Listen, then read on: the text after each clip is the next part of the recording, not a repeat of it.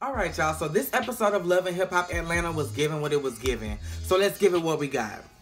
Alright, so first of all, let me address why I did not cover last week's episode.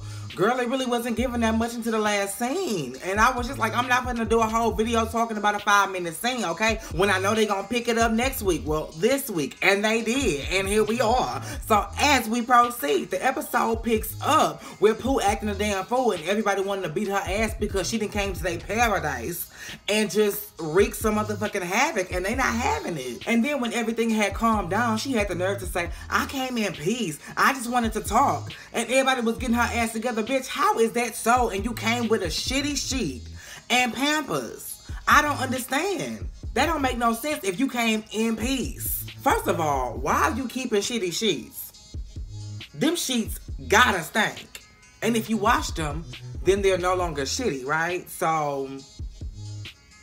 And why in your mind, let's just say the shit really happened. Hiram fucked Carly in the ass, she shitted on the sheet. Why would your mind tell you at some point, Carly's going to turn on me and I'm going to need this as evidence to prove that we were fucking her. So let me save this.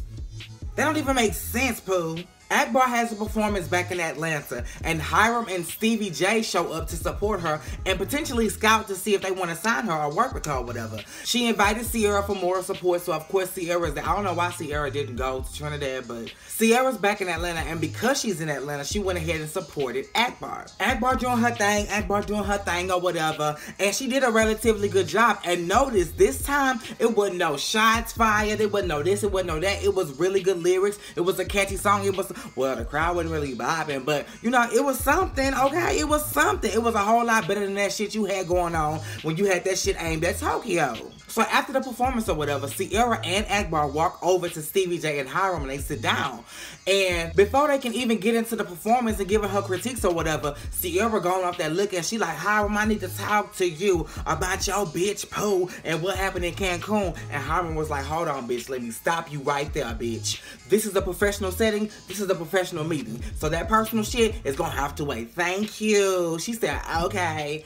And Stevie, I got a bone to pick with you. Your nephew Scrap De Leon said you was supposed to support him when he was locked up in a slammer and you bailed on him. What the fuck? Akbar chimes in. This is not your business. Oh, period, hard stop. And you know what, bitch? I'm gonna keep saying period, hard stop just because I know it irritates you, ho. How the hell you gonna tell somebody to stay out of somebody else's business when you did the same thing with Scrap De Leon? It was just a different situation involving him.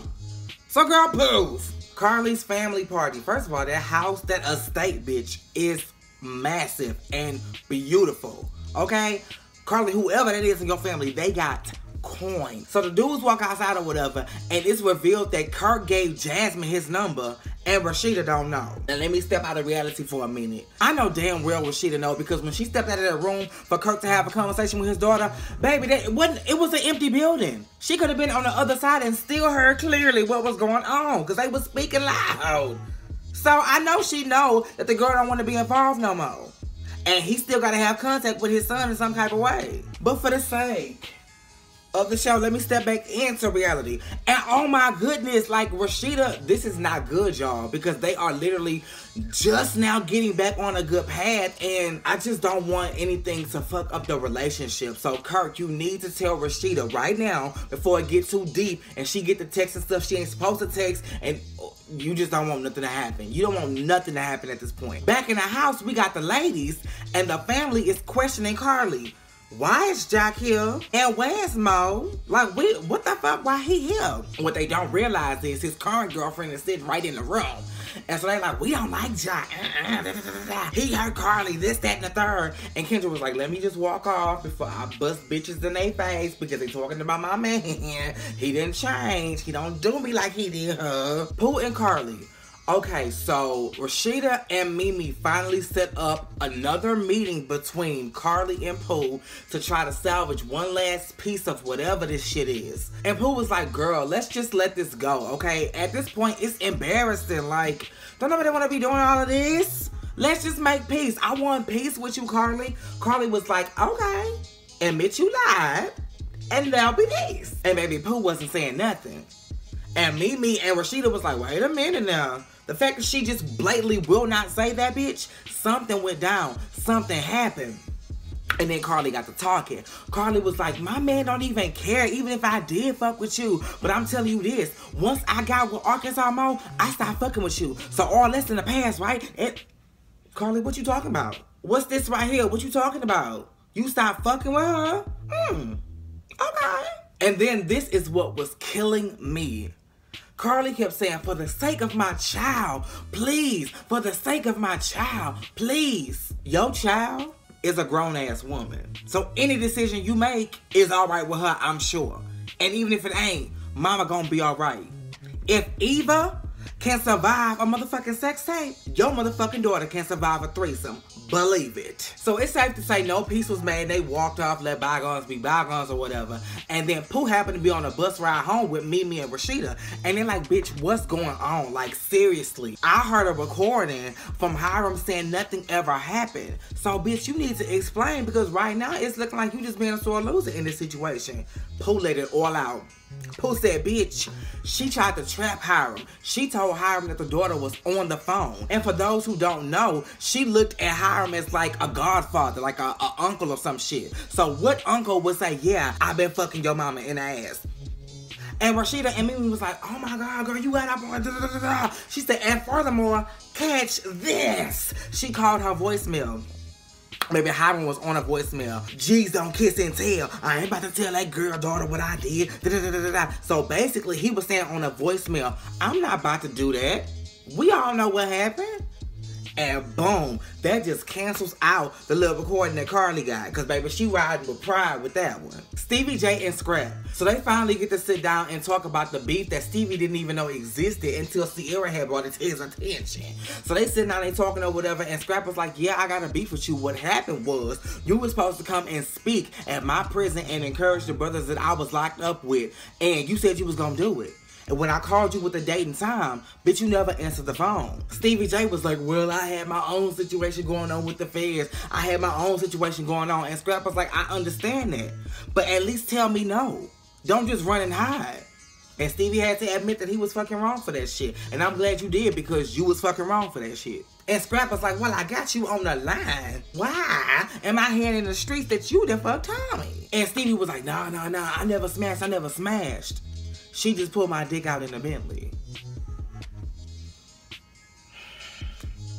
I hate to say what I'm about to say, but as inexcusable as that is, because you're Stevie J, I'm not surprised. Okay. And I think that's why Scrap was like, okay, all right, whatever. Even if you did fuck her, whatever. Jock and Scrappy, this scene was really uneventful, but it's messy, so I want to put it in there. So they sit outside talking or whatever, smoking their little cigars, and then Jock pulls out a ring and was like, I think I'm going to propose to Kendra. Scrappy like, oh shit, bro, you gonna propose to Kendra? That's dope as fuck, that's dope as fuck. Especially given the fact that, you know, she don't want kids. Jock like, whoa. Scrappy like, yeah. Bambi told me that she told Bambi that she don't want kids. Hell, she don't even want Bambi having no more kids. She don't want kids for nobody. Jock was taking the back, bitch. Jock was taking the back. He said, bitch, I don't know about this engagement. We gonna have to have a talk. Cause, bitch, even though I got 8 kids by multiple baby mamas, I don't know if I'm done yet. Even though you should be, Jaceel.